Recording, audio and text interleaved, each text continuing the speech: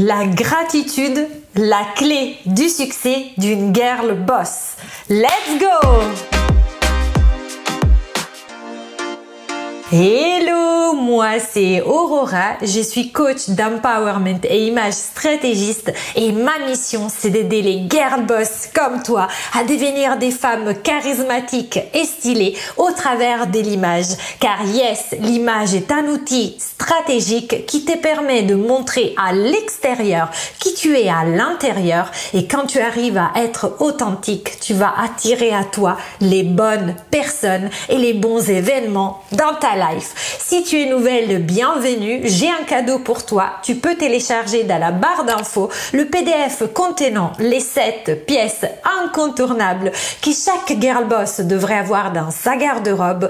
Et aussi, si tu es déjà prête et tu as envie, si aujourd'hui par exemple tu as envie de t'affirmer en tant que femme, tu es une femme passionnée, tu es une femme qui veut réussir, mais tu sens qu'il y a encore quelque chose qui bloque et tu as envie de te transformer à l'extérieur comme à l'intérieur, il est peut-être temps pour toi de démarrer un coaching avec moi, car yes, je peux t'aider à devenir la femme que tu veux être. Et pour cela, j'ai un deuxième cadeau pour toi. Tu peux télécharger, tu peux remplir dans la barre d'infos un questionnaire pour avoir droit à 30 minutes de coaching gratuit avec moi, où on fera le bilan pour voir comment travailler ensemble. Pense aussi à t'abonner à cette chaîne de Girl Boss, à partager les vidéos. D'ailleurs, j'ai un paquet sur ma chaîne. Vas-y, regarde, partage. Et aussi, abonne-toi et appuie sur la cloche pour ne rater aucune vidéo. Et tu peux aussi me suivre sur Instagram où j'ai publié tous les jours. Rentrons maintenant dans le vif du sujet.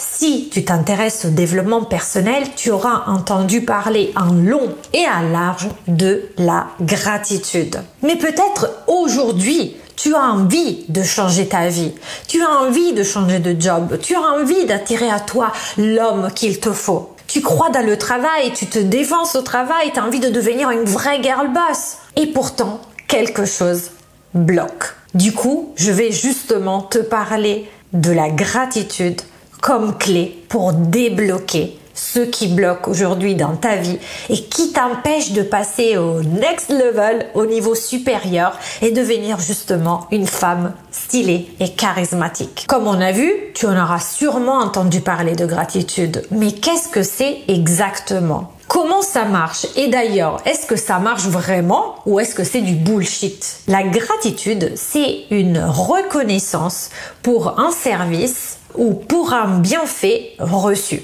Et parfois, on ne se rend pas compte de ce qu'on a déjà. Alors tu vas me dire, mais Aurora, moi j'ai absolument rien reçu. Pourquoi je devrais avoir de la gratitude? Et moi je te dis, yes, tu as reçu ta vie, tu as reçu un cerveau, tu as reçu un corps, normalement tu as un toit sur la tête, tu as des personnes qui t'aiment. Donc tu as reçu déjà beaucoup. Alors tu vas te demander, bon, soit, mais pourquoi si j'ai déjà tout ça, je n'arrive pas à arriver là où j'ai envie d'être? Pourquoi j'ai fait plein de tentatives et ça ne fonctionne pas? Parce que peut-être tu t'es déjà fixé un objectif et tous les jours tu as travaillé, tu t'es acharné, t'as fatigué, tu n'as même pas lâché malgré toutes les merdes qui te sont arrivées, et pourtant tu n'arrives pas à avoir de résultats, ou tu as très peu de résultats par rapport à l'effort que tu as déjà fourni. Pourquoi? Car tu es dans une situation de manque. Car tu penses que tu ne pourras pas être heureuse tant que tu n'auras pas le job dont tu rêves, tant que tu n'auras pas le mec que tu convoites ou un mec qui t'aime, et tant que tu n'auras pas plus d'argent. Tu vibres le manque et donc tu attires à toi le manque. Et si je te disais, juste pour un instant, ne me prends pas pour une folle, que tu pouvais être heureuse déjà maintenant. Si par exemple, on prend le nouveau job, tu as envie de changer de job, tu as envie de t'affirmer davantage dans le monde du travail.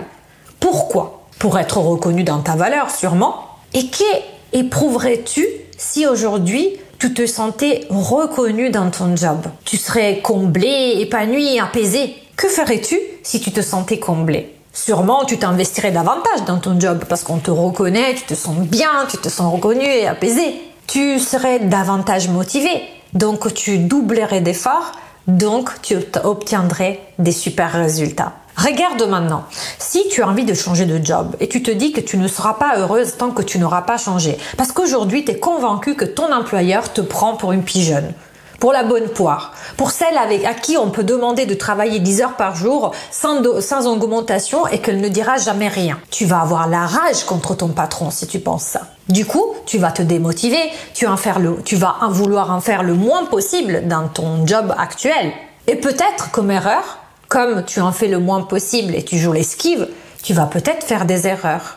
Tu vas peut-être ne pas atteindre les résultats sur lesquels on t'attend. Et du coup, tu ne vas jamais obtenir la reconnaissance que tu convoites, la reconnaissance que tu souhaites tellement. Mais donc, comment faire pour arriver à atteindre les résultats que tu souhaites avoir? Si tu souhaites changer de job pour te sentir comblé et reconnu dans ton travail, essaye d'identifier quelle est la pensée qui pourrait te mettre dans cette émotion de « je me sens comblé ». Qu'est-ce que tu devrais penser pour te sentir déjà, à partir d'aujourd'hui, comblé? Trouve dans ta situation actuelle, même si tu n'apprécies pas spécialement ton employeur, mais essaie de trouver quelque chose dans ton job actuel qui te rend heureuse. Et essaye à focaliser ton attention sur ce point positif. Peut-être ton patron, il est odieux. Peut-être il ne parle que pour envahir contre toi, pour te dire plein de méchanceté, pour te donner des ordres, pour te demander des heures sup pas rémunérées. Mais est-ce que peut-être tu aimes ton job? Parce que souvent, les femmes et même les hommes aiment le job dans lequel ils évoluent aujourd'hui, mais le souci, c'est qu'ils ne se sentent pas reconnus et donc ils n'en ont plus envie d'en faire.